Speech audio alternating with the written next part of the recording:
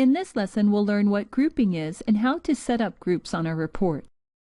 Now that we've identified the fields we would like on a report, we can move on to thinking about how we want the report grouped and summarized. Grouping can make a big difference in how you use the report.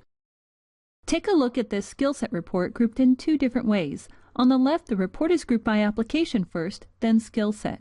On the right, the report is grouped by Skillset first, then by application.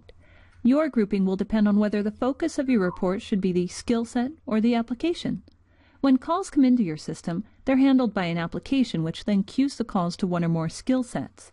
Grouping by application first and skill set second is most useful if you have applications that queue to more than one skill set, because you'll be able to tell how many calls were answered in each skill set.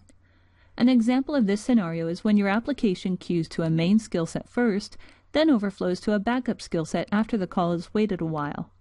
Grouping by skill set first and application second is most useful if you have several applications that all queue to the same skill set. For example, you may have 5 different applications so that you can have separate reporting for 5 different types of calls coming in. But all 5 applications just queue to the same skill set because the same group of agents answer all 5 types of calls.